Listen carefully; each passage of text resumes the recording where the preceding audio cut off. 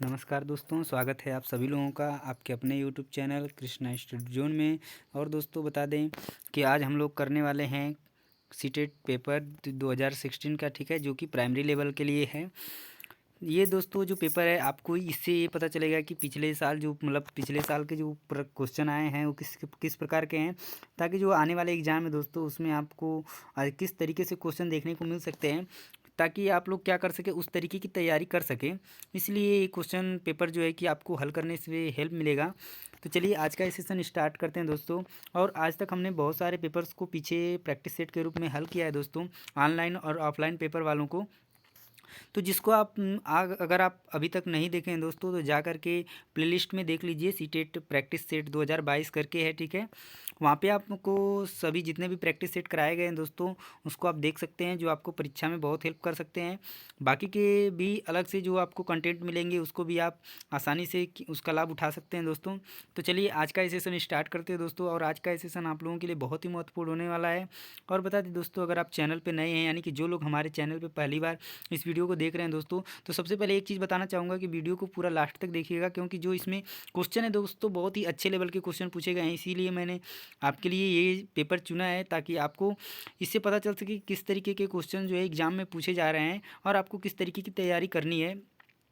और दोस्तों आपके पास समय भी बहुत कम है, यानी कि लगभग एक हफ्ते का और टाइम है, और आपका एग्ज़ाम स्टार्ट हो गया। तो अगर आपका एग्ज़ाम इस पहले ही शुरू हो जाता है दोस्तों तो अच्छी बात है, पर अगर जिनका लेट है दोस्तों उनके लिए और भी प्लस पॉइंट है, यानी उनके लिए जो एक्स्ट्रा टाइम मिल जाएगा दोस्तों तैयारी के लिए और एनालाइज करने के लिए। यानी कि जो पेपर होंगे दोस्तों उनके एनालिसिस करने के बाद वो दे सकते हैं, पर जिनका पेपर पहले दोस्तों उनके लिए तो क्या होगा कि जो भी आपकी तैयारी है वही आपको करना पड़ेगा, ठीक है।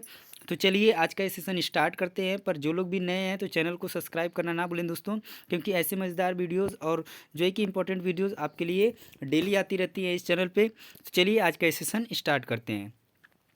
और दोस्तों आज का ये सेशन जो है हमारा सीडीपी का है, यानी कि इसके क्वेश्चन करेंगे हम लोग। इसमें पूरे 30 क्वेश्चन इस सेशन में करने वाले हैं, ठीक है। तो चलिए वीडियो को स्टार्ट करते हैं और पढ़ते हैं अपना पहला क्वेश्चन। तो पहला क्वेश्चन क्या कर रहा है दोस्तों, ध्यान से देखिएगा यहाँ पर कि पहला क्वेश्चन क्या है दोस्तों, कि भारत में अधिकांश कक्षाएं बहुभाषी होती हैं, ठीक है। और इसे शिक्षक द्वारा क्या बोल रहा है दोस्तों, कि इसे शिक्षक द्वारा,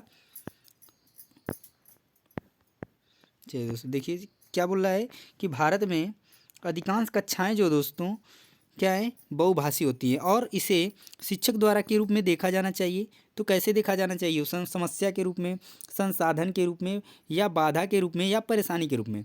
तो जो शिक्षक को दोस्तों माना जाता है किसके रूप में, तो आप लोगों को बता दें कि इसको हमेशा आप लोग याद रखेंगे। ये क्वेश्चन बहुत ही बार पूछा गया एग्जाम में, इसलिए क्वेश्चन बहुत ही इंपॉर्टेंट है। समझ लीजिए कि इस क्वेश्चन को आप इंपॉर्टेंट कर लीजिए, मोस्ट इंपॉर्टेंट क्वेश्चन है। ये बार बार पूछा जाता है एग्जाम में कि जो है शिक्षक को किसके रूप में देखा जाना चाहिए। तो कभी कभी ये संसाधन दे देता है, कभी कभी सुविधादाता भी लिखता है दोस्तों। इस चीज़ को आप लोग हमेशा याद रखेंगे, ठीक है। कभी कभी सुविधादाता भी दे देता है ऑप्शन में, संसाधन को हटा करके। तो इसका जो राइट आंसर हो जाएगा दोस्तों, option number B is the correct answer हो जाएगा, ठीक है, इस क्वेश्चन के लिए। क्वेश्चन नंबर सेकेंड देखिए दोस्तों, क्वेश्चन नंबर सेकेंड में क्या कर रहा है कि शिक्षार्थियों द्वारा की गई गलतियां और त्रुटियां क्या होती हैं दोस्तों। जो शिक्षार्थियों द्वारा गलतियां और त्रुटियां होती हैं वो क्या होती हैं। पहला ऑप्शन देखिए दोस्तों, पहला ऑप्शन क्या कर रहा है कि शिक्षक और शिक्षार्थियों की असफलता के सूचक है, ठीक है। उनके चिंतन के अवसर के रूप में देखी जानी चाहिए, या कठोरता से निपटाई जानी चाहिए, या फिर बच्चों को कमज़ोर अथवा उत्कृष्ट चिन्हित करने के अच्छे अवसर है। तो क्या करना चाहिए दोस्तों, ये बताइए कि शिक्षक और शिक्षार्थियों की सफलता के सूचक है या उनके चिंतन को समझने के अवसर के रूप में देखी जानी चाहिए। तो इसका जो करेक्ट आंसर हो जाएगा दोस्तों, हमेशा इसको प्लस पॉइंट लेना है। गलतियाँ और त्रुटियाँ अगर बच्चे करते हैं तो उनको क्या करना चाहिए कि उनके चिंतन को समझने के अवसर के रूप में देखी जानी चाहिए, ठीक है। चलिए नेक्स्ट क्वेश्चन देखिए दोस्तों, क्वेश्चन नंबर 3 क्या है। क्वेश्चन नंबर 3 में क्या कर रहा है दोस्तों, कि के डैश के विचार से बच्चे सक्रिय ज्ञान निर्माता तथा नन्हे वैज्ञानिक है, जो संसार के बारे में अपने सिद्धांतों की रचना करते हैं। तो ये बहुत ही सिंपल क्वेश्चन पूछ लिया गया है दोस्तों, ठीक है। तो जिसके लिए क्वेश्चन आ गया उसके लिए तो बहुत अच्छी बात है, क्योंकि जब हम लोग पढ़ना स्टार्ट करते हैं सीडीपी तो ये पहले ही बात आती है। और पियाजे साहब ने कहा था कि बच्चा जो है दोस्तों नन्हा वैज्ञानिक है। तो इसका जो राइट आंसर हो जाएगा दोस्तों, ऑप्शन नंबर सी। इस चीज़ को आप लोग हमेशा याद रखेंगे। और ये चीज़ हम जानते हैं कि ये जो क्वेश्चन का आंसर है दोस्तों, ये जो है कि कोई बच्चा गलत करके आएगा नहीं वैसे, ठीक है। अगर गलती से हो गया तो ठीक है, अगर वो बिल्कुल भी नहीं पढ़ा है, तब भी वो क्या कर सकता है, अगर थोड़ा सा भी CDP का लेवल पढ़ा है तो वो उस क्वेश्चन को आसानी से करके आ जाएगा। नेक्स्ट क्वेश्चन देखिए दोस्तों, क्वेश्चन नंबर 4 में क्या कह रहा है कि बाल केंद्रित शिक्षा शास्त्र का अर्थ है। बाल केंद्रित शिक्षा शास्त्र का अर्थ क्या है दोस्तों, कि बच्चों को शिक्षक का अनुगमन और अनुकरण करने के लिए कहना। ऐसा क्या होगा दोस्तों, सही बात है।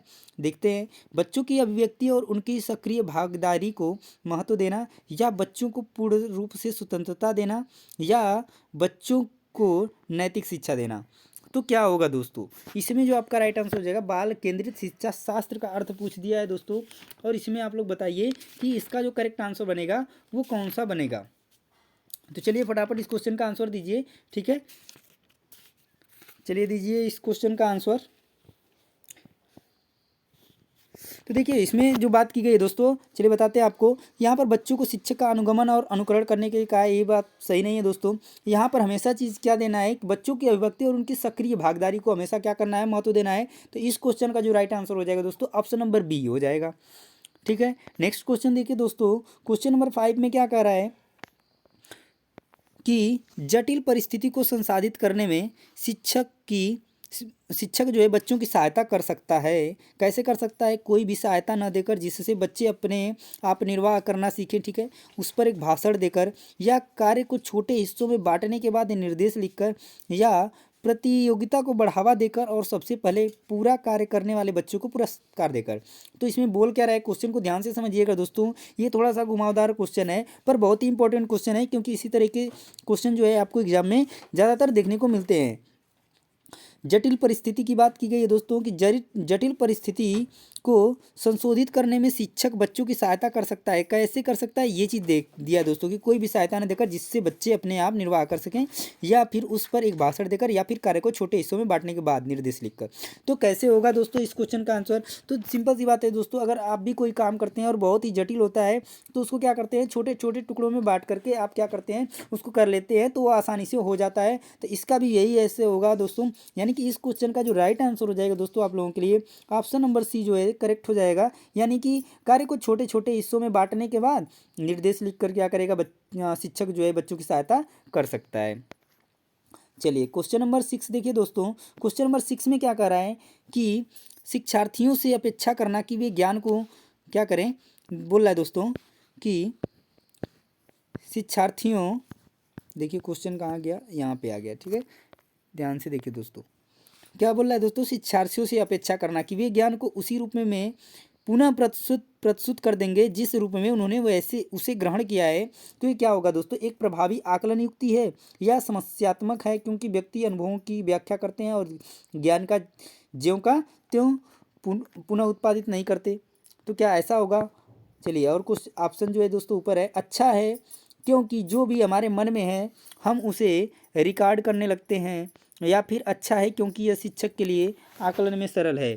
तो क्या होगा दोस्तों इस क्वेश्चन का राइट आंसर, तो यहाँ पर तो जो दे रहा है दोस्तों दोनों ऑप्शन, वो क्या है कि गलत है, क्योंकि यहाँ पर अच्छे की बात कर दी है दोस्तों, कि यानी कि वो अच्छी बात है, जबकि वह क्या है दोस्तों, अच्छा नहीं है। यानी कि जैसे हमने ग्रहण किया उसी को हम अगर पुनः क्या करेंगे, वैसे ही प्रस्तुत कर देंगे, तो यह क्या नहीं है दोस्तों, यह क्या एक समस्यात्मक है, क्योंकि व्यक्ति अपने अनुभव की व्याख्या करते हैं और ज्ञान को ज्यों का त्यों पुनः उत्पादित करते हैं। यह एक समस्या है कि जैसे है वैसे ही हमने उसको क्या कर दिया, उसको उत्पादित कर दिए, ठीक। तो ये चीज़ अच्छा नहीं है दोस्तों, ठीक है। तो इस क्वेश्चन का जो राइट आंसर हो जाएगा दोस्तों, ऑप्शन नंबर बी जो है दोस्तों इस क्वेश्चन का करेक्ट आंसर हो जाएगा, ठीक है। चलिए नेक्स्ट क्वेश्चन देखते हैं दोस्तों, क्वेश्चन नंबर 7। क्वेश्चन नंबर 7 में क्या कह रहा है, क्वेश्चन नंबर 7 क्या है दोस्तों, कि जब शिक्षार्थियों को समूह में किसी समस्या पर चर्चा का अवसर दिया जाता है, दोस्तों बच्चों को समूह में समस्या पर चर्चा करने का अवसर दिया गया है, तब उसके सीखने का चक्र कैसा होगा दोस्तों, स्थिर रहता है, अवनत होता है, समान रहता है, या बेहतर होता है। तो बताइए इस क्वेश्चन का आंसर क्या होगा दोस्तों, कि क्या कहा जा रहा है इस क्वेश्चन में। अगर अवसर दिया जा रहा है दोस्तों समूह में बच्चे को, तो उसका क्या होगा, तो स्थिर रहता है, नहीं दोस्तों स्थिर तो बिल्कुल नहीं होगा, अवनत भी नहीं होगा, समान भी नहीं रहेगा दोस्तों। इसका जो करेक्ट आंसर बन जाएगा दोस्तों ऑप्शन नंबर डी बन जाएगा, यानी कि वह क्या होगा, बेहतर होता है दोस्तों, अगर बच्चों को क्या किया जाए, समस्या पर चर्चा का अवसर दिया जाता है तो। अगला क्वेश्चन देख लीजिए दोस्तों, क्वेश्चन नंबर 8 क्या कह रहा है। क्वेश्चन नंबर 8 में देखिए क्या है कि विकास की गति एक व्यक्ति से दूसरे में भिन्न होती है। विकास की जो गति होती है दोस्तों एक दूसरे में भिन्न होती है। सही बात है दोस्तों। कभी कोई किसी व्यक्ति का विकास जो है कि दोस्तों कोई लंबा है, कोई मतलब छोटा ही रह जाता है, यानी कि किसी का विकास जो है कोई पढ़ने में तेज होता है, कोई कम होता है, इस तरीके से हो जाता है दोस्तों। किंतु यह एक कैसी है दोस्तों, नमूने का अनुगमन करती है। तो कैसे करती है? व्यवस्थित, अप्रत्याशित, क्रमबद्ध और व्यवस्थित, एड़ी से चोटी। तो इसका क्या होगा दोस्तों करेक्ट आंसर, ये आपको बताना है। तो इस क्वेश्चन का राइट आंसर क्या हो जाएगा दोस्तों? तो इसमें क्या होता है दोस्तों, जब विकास होता है तो वो क्रमबद्ध और व्यवस्थित होता है, चाहे वो भले ही अलग अलग क्यों ना हो दूसरे में, पर क्या होता है, क्रमबद्ध और व्यवस्थित होता है। तो इस क्वेश्चन का जो राइट आंसर हो जाएगा दोस्तों, option number C is the correct answer. Next question देखिए दोस्तों, क्वेश्चन नंबर क्या है, अगला क्वेश्चन देखिए दोस्तों, क्वेश्चन नंबर 9।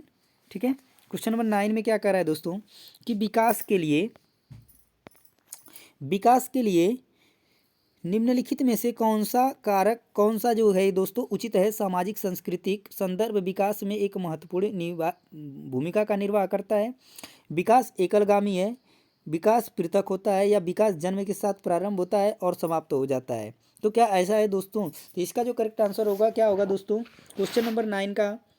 तो क्वेश्चन नंबर 9 का होगा दोस्तों कि सामाजिक सांस्कृतिक संदर्भ विकास में एक महत्वपूर्ण भूमिका का निर्वाह करता है। बिल्कुल सही बात है दोस्तों। और यहाँ पर बता दें तो लेव वाइगोत्स्की ने साफ साफ कहा है कि सामाजिक सांस्कृतिक और भाषा का जो है कि बहुत महत्वपूर्ण रोल होता है हमारे विकास के रूप में। ठीक है, तो इसको भी आप लोग याद रखेंगे। क्वेश्चन नंबर 10 देखिए दोस्तों, क्वेश्चन नंबर 10 क्या कह रहा है कि व्यक्तियों में एक दूसरे से भिन्नता क्यों होती है। क्यों होती है दोस्तों? तो जन्मजात विशेषताओं के कारण भी होती है, या वंशानुक्रम और वातावरण के बीच अन्योन्य क्रिया के कारण, और प्रत्येक व्यक्ति को उसके माता पिता से जीनों का विभिन्न समुच्चय प्राप्त होने के कारण, या वातावरण के प्रभाव के कारण। तो इसका आंसर क्या होगा दोस्तों? तो सिंपल सी बात है दोस्तों, हमेशा पर क्या दिया गया है कि वातावरण के बीच अन्योन्य क्रिया के द्वारा, वंशानुक्रम और वातावरण के बीच के अन्योन्य क्रिया के द्वारा ही ऐसा होता है। और ये आपका बी जो है कि राइट आंसर हो जाएगा इस क्वेश्चन के लिए। अगला क्वेश्चन देखिए दोस्तों, क्वेश्चन नंबर 11। क्वेश्चन नंबर 11 क्या कर रहा है कि बच्चे के समाजीकरण में परिवार भूमिका निभाता है। किस तरीके का भूमिका निभाता है दोस्तों? तो रोमांचकारी, मुख्य, गौड़ या कम। तो समाजीकरण में जो परिवार की जो भूमिका होती है दोस्तों, यानी कि प्राथमिक कारक के रूप में होती है। और यह क्या दोस्तों, बहुत ही यानी कि मुख्य भूमिका निभाता है बच्चे के समाजीकरण में। यानी कि सबसे पहला जो समाजीकरण होता है दोस्तों, उसका जो प्राथमिक कारक होता है वो परिवार ही होता है। ठीक है, इस चीज़ को भी आप लोग याद रखेंगे। कभी कभी क्वेश्चन एग्जाम में आता है कि कौन सा द्वितीयक है और कौन सा प्राथमिक है। तो क्वेश्चन नंबर 12 देखिए दोस्तों, क्वेश्चन नंबर 12 में क्या कर रहा है कि निम्नलिखित में से कौन सा एक सही मिलान वाला जोड़ा है। चलिए ध्यान से देखिए, इस क्वेश्चन को पढ़िए। ऐसा क्वेश्चन आता है और ये जो एक क्वेश्चन है दोस्तों कई बार आया है एग्जाम में, तो ये चीज़ भी आप लोग ध्यान रखेंगे। ठीक है, पूछ रहा है कि निम्नलिखित में कौन सा एक सही मिलान वाला जोड़ा है दोस्तों। तो पहला देखिए, औपचारिक संक्रियात्मक बच्चा, अनुकरण और प्रारंभ कल्पनापरक खेल, शैशवावस्था तर्क का अनुप्रयोग और अनुमान लगाने में सक्षम, पूर्व संक्रियात्मक बच्चा निगमनात्मक विचार, या मूर्त संक्रियात्मक बच्चा साधारण एवं वर्गीकरण योग्य। यहाँ पे देखिए दोस्तों संधारण लिख दिया है, यहाँ पे संरक्षण होना चाहिए, संरक्षण एवं वर्गीकरण करने योग्य।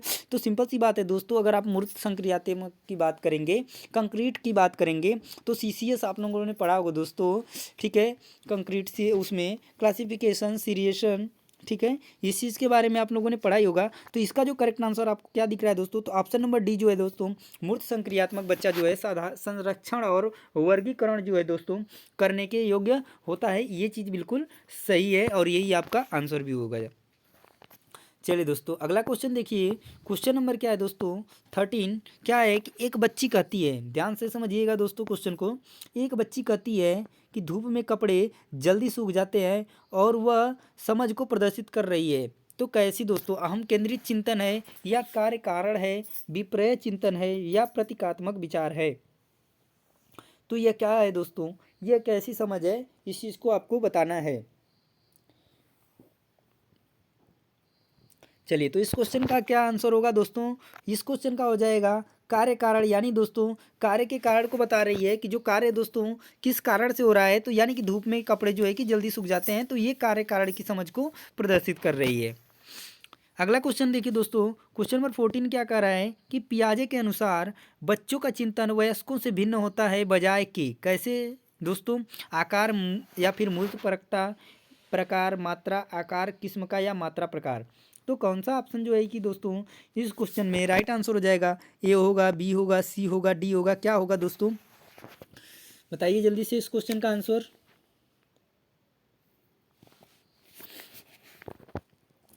चलिए दोस्तों देखते हैं इस क्वेश्चन का आंसर क्या है। तो क्या बोल रहा है दोस्तों कि बच्चों का चिंतन वयस्कों से बताएं तो दोस्तों प्रकार से भिन्न होता है और बजाय मात्रा के क्या होता है, ठीक है, मात्रा के बजाय किस में भिन्न होता है? प्रकार में भिन्न होता है। तो इस तरीके से इसका जो करेक्ट आंसर हो जाएगा दोस्तों ऑप्शन नंबर बी हो जाएगा। क्वेश्चन नंबर नेक्स्ट देखिए दोस्तों, क्वेश्चन नंबर 15 क्या कह रहा है? क्वेश्चन नंबर 15 में है दोस्तों कि निम्नलिखित में से कौन सा एक आधारभूत सहायता का उदाहरण है, ठीक है, आधारभूत सहायता का उदाहरण है दोस्तों, देख रहा है, ठीक है, आधारभूत सहायता का उदाहरण है ये क्वेश्चन है, ठीक है। देखिए इस क्वेश्चन में क्या है, तो पहला ऑप्शन क्या दिया है? शिक्षार्थियों को प्रेरित करने वाले भाषण देना, या प्रश्न पूछने को बढ़ावा दिए बिना स्पष्टीकरण देना, या फिर मूर्त और अमूर्त दोनों प्रकार के उपहार देना, या फिर अनुबोधन और संकेत देना तथा नाजुक स्थितियों पर प्रश्न पूछना। ये कौन सा आंसर हो जाएगा सही दोस्तों? तो इसमें जो आपका सबसे जो है पॉजिटिव आंसर क्या लग रहा है दोस्तों? ए होगा, बी होगा, सी होगा कि डी होगा? तो इसमें जो आपका करेक्ट आंसर हो जाएगा दोस्तों ऑप्शन नंबर डी जो है बिल्कुल करेक्ट आंसर हो जाएगा दोस्तों, क्योंकि इसमें जो बात की गई दोस्तों अनुबोधन और संकेत देना और तथा नाजुक स्थितियों पर प्रश्न पूछना है, ये जो है आपका करेक्ट आंसर हो जाएगा। अगला क्वेश्चन देखिए दोस्तों, क्वेश्चन नंबर 16। क्वेश्चन नंबर 16 में क्या कर रहा है दोस्तों कि वाइगोत्स्की के अनुसार बच्चे सीखते हैं। एक चीज़ तो बात आप लोग हमेशा याद रखेंगे दोस्तों, जब भी आप एग्जाम देने जाएंगे तो तीन लोगों को निश्चित रूप से पढ़ के जाएंगे। एक क्या है? पियाजे, ठीक है, पियाजे जी को, और एक वाइगोत्स्की, ठीक है, वाइगोत्स्की, और उसके बाद कोहलबर्ग। ये तीन चीज़ों आप, ये तीन लोगों को तो आपको पढ़कर ही जाना है दोस्तों, क्योंकि अगर इन तीन लोगों को भी पढ़ लेते हैं तो आपका यहाँ से दोस्तों बस बता दें तो कम से कम आप लोगों का 10 नंबर जो है दोस्तों आपका पक्का हो जाएगा इन तीन लोगों के थ्योरी को पढ़ने के बाद ही। पियाजे, ठीक है, वाइगोत्स्की और कोहलबर्ग, ये आपको निश्चित रूप से पढ़ के जाना है। इनसे क्वेश्चन आना ही आना है, कम से कम 10 क्वेश्चन आ जाएंगे सारे सब्जेक्ट्स के मिला के। तो इन इस तरीके से आपको इन लोगों को नहीं छोड़ना है, ठीक है। चलिए क्वेश्चन देखिए दोस्तों, क्वेश्चन नंबर 16 क्या कर रहा है? तो वाइगोत्स्की के अनुसार बच्चे सीखते हैं, कैसे सीखते हैं दोस्तों? परिपक्व होने से, अनुकरण से, और तो और वयस्कों और समवयस्कों के साथ परस्पर क्रिया से, या जब पुनर्बलन प्रदान किया जाता है तब। तो किससे सीखते हैं ये चीज़ आपको बताना है दोस्तों। तो इसका जो आंसर हो जाएगा दोस्तों कि वयस्कों और समवयस्कों के साथ परस्पर क्रिया से, क्योंकि परिपक्व होने की बात की गई दोस्तों तो पियाजे कहते हैं, अनुकरण की बात की गई तो ये बंडूरा साहब कहते हैं, ठीक है, और जब पुनर्बलन प्रदान किया जाता है तो इसमें जो करेक्ट आंसर हो जाएगा दोस्तों वयस्कों और समवयस्कों के साथ परस्पर क्रिया से, क्योंकि उन्होंने सामाजिक चीज़ को ज़्यादा ध्यान दिया है दोस्तों, यानी कि सोसाइटी, कल्चर और लैंग्वेज की बात की गई है। और वो कहाँ पर मिलेगा दोस्तों? तो वयस्कों और समवयस्कों के साथ परस्पर क्रिया से। अगला क्वेश्चन देखिए दोस्तों, अभी बस आपको बताए ही हैं कि वाइगोत्स्की, पियाजे और कोहलबर्ग, और देखिए अगला क्वेश्चन कोहलबर्ग की नहीं, कोहलबर्ग से ही आ गया दोस्तों। तो कितनी मतलब ये कितना इंपॉर्टेंट है ये तीनों टॉपिक, आप लोग इस चीज़ को निश्चित रूप से ध्यान रखेंगे। तो देखिए कोहलबर्ग से कैसा क्वेश्चन आया दोस्तों कि कोहलबर्ग ने प्रस्तुत किए हैं, तो किस चीज़ का प्रस्तुत किए हैं दोस्तों, क्या चीज़? तो सिंपल सी बात है दोस्तों, कोहलबर्ग ने नैतिक सिद्धांत दिया है, तो यानी कि नैतिक विकास के चरण को बताया दोस्तों। तो इस क्वेश्चन का राइट आंसर हो जाएगा ऑप्शन नंबर सी। बाकी आपको ऑप्शन पढ़ने की जरूरत नहीं, क्योंकि आपने इस बिल्कुल जो मेन टॉपिक है दोस्तों उसी को दे दिया है, यानी उन्होंने नैतिक विकास के सिद्धांत को दिया है दोस्तों। तो ये आपको डायरेक्ट आंसर लगा सकते हैं।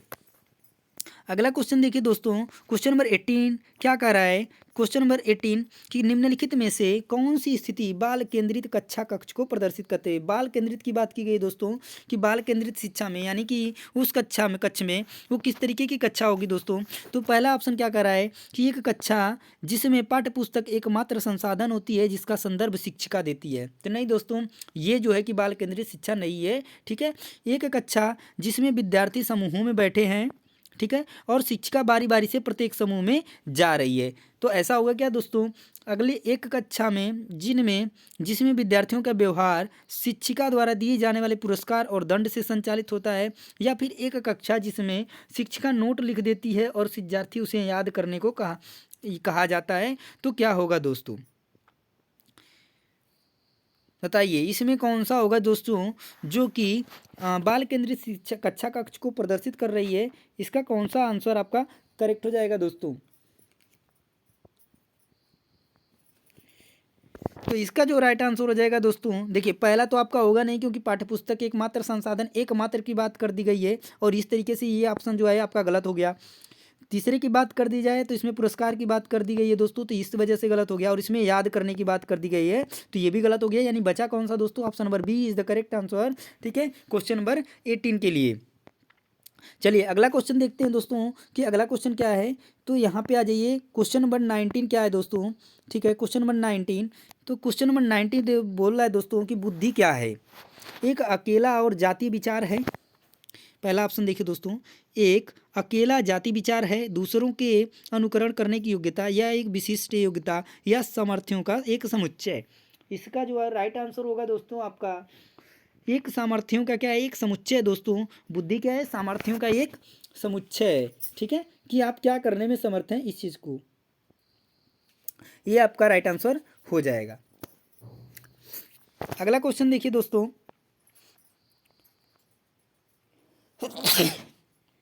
सॉरी दोस्तों, अगला क्वेश्चन देखिए, क्वेश्चन नंबर 20, भाषा विकास के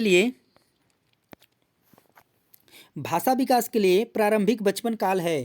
कैसा है दोस्तों, अहम अमहत्वपूर्ण है, अति संवेदनशील है, ठीक है, निरपेक्ष है, कम महत्वपूर्ण है। तो बताया गया दोस्तों कि भाषा विकास की अगर दृष्टि से देखा जाए तो प्रारंभिक जो बचपन का अवस्था है दोस्तों, यानी काल है, वो क्या है दोस्तों, बहुत ही यानी कि अति संवेदनशील है। यानी कि जो आपका राइट आंसर होगा दोस्तों, ऑप्शन नंबर बी आपका करेक्ट हो जाएगा। अगला क्वेश्चन देखिए दोस्तों, क्वेश्चन नंबर 21। क्वेश्चन नंबर 21 में क्या है दोस्तों, इसमें किसकी बात की गई है। तो बोल रहा है कि एक शिक्षा कक्षा में लड़कों से शिक्षक यह कहता है कि लड़के बनो और लड़कियों जैसा व्यवहार मत करो। देखिए दोस्तों, इस टॉपिक से भी एक क्वेश्चन आपको निश्चित रूप से देखने को मिल जाएगा। इस चीज़ को आप लोग हमेशा याद रखना, लैंगिक रूढ़िबद्धता से आपका एक क्वेश्चन आना ही आना है दोस्तों। इस चीज़ को आप लोग याद रखेंगे और इसी तरीके के क्वेश्चन आपको आएंगे। तो अगर आप एक भी वीडियो इसको अच्छे तरीके से समझ लेते हैं दोस्तों, तो CDP में बात कर दें तो आपका कम से कम 30 क्वेश्चन आता है दोस्तों। ठीक है, इसमें से आप तो 20 तो ऐसे ही कर लेंगे। सिर्फ एक वीडियो को अगर अच्छे ध्यान से देख लेते हैं और समझ लेते हैं तो आपका 30 में से 20 क्वेश्चन तो कहीं नहीं जाने वाला है दोस्तों। आप निश्चित रूप से करके आएंगे अगर आप ध्यान से करते हैं तो। चलिए देखिए क्वेश्चन में क्या बोल रहा है कि लड़के बनो और लड़कियों जैसा व्यवहार मत करो। तो ये क्या चीज़ है दोस्तों, लड़के लड़कियों के साथ व्यवहार का एक अच्छा उदाहरण है, या फिर लड़के लड़कियों में भेदभाव की रूढ़िबद्ध धारणा प्रकट करता है। तो बिल्कुल करता है दोस्तों, और यही आपका करेक्ट आंसर हो जाएगा, और इससे आपका एक क्वेश्चन आना ही आना है 100%। चलिए अगला क्वेश्चन देखिए दोस्तों कि अगला क्वेश्चन क्या है। 22, आकलन की बात की जा रही दोस्तों इसमें, कि आकलन जो है दोस्तों क्या करता है। आकलन से क्या होता है, बच्चों में प्रतियोगात्मक भावना को सक्रिय रूप से बढ़ावा देना है, या फिर सीखने को सुनिश्चित करने के लिए तनाव और दबाव को उत्पन्न करना है, या फिर सीखने में सुधार का एक तरीका है, या बच्चों को लेबल करने और वर्गीकृत करने की अच्छी रणनीति है। ये चीज़ आप बताइए दोस्तों कि आकलन क्या करता है। क्वेश्चन नंबर 22 सॉरी दोस्तों, क्वेश्चन नंबर 22 को देखिए 21 हो चुका है। तो इसमें एक सिंपल सी बात है दोस्तों, इसमें देखिए प्रतियोगिता की बात की गई है जो कि गलत है। इसमें जो है दोस्तों तनाव और दबाव की बात की गई है, बिल्कुल गलत है। और इसमें लेबल करने की बात कर दी गई, तीनों जो है निगेटिव है दोस्तों। बचा क्या दोस्तों, ऑप्शन नंबर सी करेक्ट हो जाएगा, और यही एक पॉजिटिव आपका आंसर था, और यही आपका करेक्ट भी हो जाएगा। ठीक है, चलिए नेक्स्ट क्वेश्चन देखिए दोस्तों, क्वेश्चन नंबर 23। और दोस्तों बता दें, अगर आपको ये वीडियोस पसंद आ रहा है, कंटेंट अच्छे लग रहे हैं दोस्तों, तो वीडियोस को लाइक करना ना भूलें, और यदि आप चैनल पे नए हैं तो चैनल को सब्सक्राइब करना भी ना भूलें, तब क्योंकि ऐसी मज़ेदार वीडियोस जो आपके एग्ज़ाम के लिए बहुत ही महत्वपूर्ण होती हैं हम रोज़ लेके आपके लिए आते हैं। तो निश्चित रूप से ये आपके एग्ज़ाम में हेल्प करेगा दोस्तों। और भी किसी एग्ज़ाम की अगर आप तैयारी करना चाहते हैं या फिर आगे करते हैं तो उसमें भी आपको हेल्प मिलेगी, तो सब्सक्राइब करना ना भूलें दोस्तों। और चलिए हम लोग अगला क्वेश्चन करते हैं। अगला क्वेश्चन क्या कह रहा है दोस्तों, क्वेश्चन नंबर 23, कि निम्नलिखित में से कौन सा एक कथन समावेशन का सबसे अच्छा वर्णन करता है। समावेशन, समायोजन, इस चीज़ को आप लोग भी याद रखेंगे। इससे भी एक क्वेश्चन 100% आता है। यही चीज़ है दोस्तों कि अगर आप समझ जाते हैं किस किस टॉपिक से आता है दोस्तों, तो ये आपको जानना आसान हो जाएगा। तो क्या याद रखेंगे दोस्तों, समायोजन और समायोजन और क्या है दोस्तों, समावेशन, समावेशन। ये अगर आप लोग इसको भी याद रखते हैं तो यहाँ से आपका एक क्वेश्चन 100% फंसने वाला है दोस्तों, यानी कि आना ही आना है। बस लैंग्वेज में थोड़ा सा क्या हो जाएगा, चेंजिंग हो जाएगा, पर आपका क्वेश्चन तो आना ही आना है। ठीक है, तो चलिए देखिए इसमें क्वेश्चन में क्या कर रहा है, समावेशन का सबसे अच्छा वर्णन क्या कौन सा करता है। यह एक विश्वास है कि कुछ बच्चे कभी कुछ सीख ही नहीं सकते। बताइए दोस्तों, ये क्या सही बात है? बिल्कुल गलत बात है दोस्तों। यह एक दर्शन है कि सभी बच्चों को नियमित विद्यालय प्रणाली में समान शिक्षा प्राप्त करने का अधिकार है। ठीक है, या यह एक दर्शन है कि विशेष बच्चे ईश्वर के विशेष उपहार हैं, या कि यह एक विश्वास है कि बच्चों को अपनी योग्यताओं के अनुसार अलग किया जाना चाहिए। क्या है दोस्तों, समावेशन की बात की गई है, यानी कि समावेशी शिक्षा की बात की गई है, यानी सबका साथ सबका विकास, यानी सभी को एक साथ लेके चलना है। तो इसमें कौन सा होगा दोस्तों, बताइए कौन सा आंसर आपका राइट हो जाएगा। तो ये है दोस्तों ऑप्शन नंबर बी जो है आपका करेक्ट आंसर हो जाएगा। यानी यह एक दर्शन है कि सभी बच्चों को नियमित विद्यालय प्रणाली में समान शिक्षा प्राप्त करने का अधिकार है। सॉरी दोस्तों, एक मिनट के लिए। इस क्वेश्चन का जो राइट आंसर हो जाएगा दोस्तों ऑप्शन नंबर बी जो है कि बिल्कुल करेक्ट हो जाएगा। यानी नियमित विद्यालय प्रणाली में समान शिक्षा प्राप्त करने का अधिकार है, और यही समावेशी शिक्षा है दोस्तों। चलिए नेक्स्ट क्वेश्चन देखिए दोस्तों, क्वेश्चन नंबर 24 क्वेश्चन क्या है दोस्तों, इसको पढ़िए। तो 24 में क्या कर रहा है दोस्तों कि वंचित वर्ग की बात की गई दोस्तों। वंचित वर्ग की पृष्ठभूमि के बच्चों को शिक्षा प्रदान करने के लिए शिक्षक को चाहिए कि क्या चाहिए दोस्तों, उनके बारे में अधिक जानकारी जुटाने का प्रयास करें और उन्हें कक्षा में होने वाली चर्चा में शामिल करें, या फिर उन्हें कक्षा में अलग बिठाए, या फिर उन पर ध्यान न दें क्योंकि वे दूसरे शिक्षार्थियों के साथ अंतरक्रिया नहीं कर सकते, या उन्हें बहुत सा लिखित कार्य दें। तो सिंपल सी बात है दोस्तों कि उनके बारे में अधिक जानकारी जुटाने का प्रयास करें और उन्हें कक्षा में होने वाली चर्चा में निश्चित रूप से शामिल करें दोस्तों, ये होना चाहिए। यानी शिक्षक को ये काम करना चाहिए, बाकी जो है कि अलग नहीं बिठाना चाहिए। और जो है दोस्तों बोला है कि उन पर ध्यान नहीं देना चाहिए, तो ये तो बिल्कुल ही गलत है दोस्तों। अगर आप शिक्षक है तो ध्यान नहीं देंगे बच्चों को, तो बच्चों का विकास कैसे होगा। और या फिर उन्हें बहुत ज़्यादा लिखित कार्य दे दें, तो ये भी बिल्कुल गलत है। लिखने वाले पे ज़्यादा ध्यान नहीं देना है आपको, ठीक है। इस पे भी नहीं, क्योंकि नहीं बोल दिया दोस्तों। अगर अंतःक्रिया करने की बात कर देते, यहाँ पे ध्यान देने की बात होती तो ये पॉजिटिव हो जाता।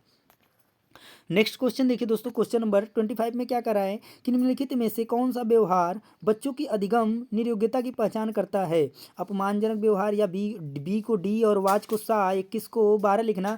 तो सिंपल सी बात है दोस्तों, हम लोगों ने पढ़ा है कि जो आपका पठन वैकल्य होता है दोस्तों, यानी कि जिसको हम डिसलेक्सिया बोलते हैं, यही आपका जो है इसमें होता है दोस्तों। कि क्वेश्चन नंबर जो 25 का जो राइट आंसर हो जाएगा दोस्तों ऑप्शन नंबर बी यहीं पे हो गया। बाकी तो ऑप्शन आपको पढ़ने की ज़रूरत भी नहीं है। चलिए अगला क्वेश्चन देख लेते हैं दोस्तों कि क्वेश्चन नंबर 26 देखिए दोस्तों। 25 तो पहले ही कर लिए हम लोगों ने, ठीक है, बिना ऑप्शन को पढ़े हुए, ठीक है। अगर आप पढ़े हुए हैं दोस्तों तो इस तरीके से क्वेश्चन को कर ले जाएंगे। क्वेश्चन नंबर 26 को पढ़िए दोस्तों। क्वेश्चन नंबर 26 क्या है कि एक बच्चा जो आंशिक रूप से देख सकता है, ध्यान दीजिएगा, बच्चा जो है दोस्तों आंशिक रूप से देख रहा है, तो उसे शिक्षा नहीं देनी चाहिए क्योंकि वह उससे किसी काम नहीं आएगी, या उसे अलग संस्थान में डालने की आवश्यकता है, या विशेष प्रावधान करते हुए उसे नियमित विद्यालय में रखना चाहिए, या बिना किसी प्रावधान से उसे नियमित विद्यालय से में डालना चाहिए। तो विशेष प्रावधान के उसे नियमित विद्यालय में डालना गलत हो जाएगा दोस्तों। यानी कि विशेष प्रावधान करते हुए उसे नियमित विद्यालय में, नियमित बात की गई है दोस्तों, यानी नियमित विद्यालय में ही उसको डालना है, क्योंकि यहाँ बिना किसी विशेष प्रावधान की बात कर दी। अगर दोस्तों उसके अनुरूप, उसकी आवश्यकता अनुरूप अगर सुविधाएं नहीं मिलेंगी दोस्तों, तो बच्चे का विकास कैसे हो पाएगा। क्योंकि पहले ही बोल दिया है कि बच्चा जो है आंशिक रूप से देख सकता है। इस चीज़ को आप लोग निश्चित रूप से ध्यान रखेंगे। अगला क्वेश्चन देखिए दोस्तों, क्वेश्चन नंबर 27 क्या कह रहा है कि सीखना क्या है दोस्तों, कुछ संवेगों से छिड़ संबंध रखता है, सीखने वालों के संवेगों में स्वतंत्र है, या सीखने वालों के संवेगों से प्रभावित होता है, या सीखने वाले के संवेगों से प्रभावित नहीं होता है। तो क्या होगा दोस्तों इस क्वेश्चन का राइट आंसर, आप लोग जल्दी से बताइए। तो सिंपल सी बात है दोस्तों कि सीखने संवेगों से छिड़ संबंध नहीं रखता है दोस्तों, गलत बात है। सीखने वाले के संवेगों से स्वतंत्र है, ये भी गलत है। यानी सीखने वाले के संवेगों से प्रभावित होता है दोस्तों, ये चीज़ आप लोग हमेशा याद रखेंगे कि जो सीखना है सीखने वाले के संवेगों से प्रभावित होता है। अगला क्वेश्चन देखिए दोस्तों, क्वेश्चन नंबर 28 में क्या करा है दोस्तों कि अपने चिंतन में अवधारणात्मक परिवर्तन लाने हेतु शिक्षार्थियों को सक्षम बनाने के लिए शिक्षिका को क्या करना चाहिए? बच्चों को स्वयं चिंतन करने के लिए हतोत्साहित करना चाहिए। क्यों दोस्तों हतोत्साहित करना चाहिए? गलत है। व्याख्यान के रूप में व्याख्या प्रस्तुत करनी चाहिए या स्पष्ट और आश्वस्त करने वाली व्याख्या देनी चाहिए तथा शिक्षार्थियों के साथ चर्चा करनी चाहिए। उन बच्चों को पुरस्कार की बात भी गलत है दोस्तों। अब बताइए क्या होगा दोस्तों? तो व्याख्यान की बात भी गलत हो जाती है। आपका जो राइट आंसर हो जाएगा दोस्तों ऑप्शन नंबर सी हो जाएगा, क्योंकि यहाँ पर स्पष्ट और आश्वस्त करने वाली व्याख्या देनी चाहिए और विद्यार्थियों के साथ चर्चा करनी चाहिए। ये आपका करेक्ट आंसर हो जाएगा। क्वेश्चन नंबर 29 देखिए दोस्तों कि क्वेश्चन नंबर 29 क्या कह रहा है? तो प्राथमिक विद्यालय के कक्ष के संदर्भ में संक्रियबद्धता का क्या अर्थ है दोस्तों? प्राथमिक विद्यालय के कक्ष की बात की गई है दोस्तों कि संदर्भ में संक्रियबद्धता का क्या अर्थ है? तो पहला दोस्तों शिक्षक का अनुकरण और नकल करना, ये होगा दोस्तों। यह जांच पड़ताल करना, प्रश्न पूछना और वाद विवाद, शिक्षक द्वारा दिए गए उत्तरों की नकल या याद करना। तो सिंपल सी बात है, अनुकरण करना गलत है, ठीक है, और उत्तरों की नकल करना गलत है, और प्रत्यास्मरण सुनना याद करना गलत है। तो होगा क्या दोस्तों? यानी जांच पड़ताल करना, प्रश्न पूछना और वाद विवाद जो है इस क्वेश्चन का जो है दोस्तों राइट आंसर हो जाएगा, यानी बी जो है आपका करेक्ट आंसर हो जाएगा। आज के सेशन का लास्ट क्वेश्चन दोस्तों, और बाकी जो गणित के भाग हैं, बाकी जो आपका ईवीएस के पार्ट हैं, उसके जो वीडियो अगर आप देखना चाहते हैं दोस्तों तो चैनल को सब्सक्राइब करना ना भूलें, क्योंकि अगले वीडियोस में हम बाकी के पार्ट को लेके आएंगे जो आपके लिए बहुत महत्वपूर्ण होने वाले हैं दोस्तों। तो चलिए अगला क्वेश्चन पढ़ते हैं, ठीक है। आप क्वेश्चन नंबर 30 क्या कर रहा है दोस्तों कि बच्चे तब सर्वाधिक सृजनशील होते हैं जब वे किसी गतिविधि में भाग लेते हैं। तो कैसे होगा दोस्तों? दूसरे के सामने अच्छा करने के दबाव में आकर, या अपनी रुचि से, या पुरस्कार के लिए, या शिक्षक की डांट से बचने के लिए। तो कौन सा होगा दोस्तों सही? इस क्वेश्चन का आप लोग ये होमवर्क के रूप में आप इस क्वेश्चन का आंसर कमेंट बॉक्स में देंगे, क्योंकि ये बहुत ही सिंपल क्वेश्चन है दोस्तों। तो ये आपके लिए हम होमवर्क में छोड़ देते हैं और विदा लेते हैं आपसे इसी क्वेश्चन के साथ। तो चलिए तब तक के लिए जय हिंद, टाटा, बाय बाय, ठीक है। अब मिलेंगे अगले वीडियो में।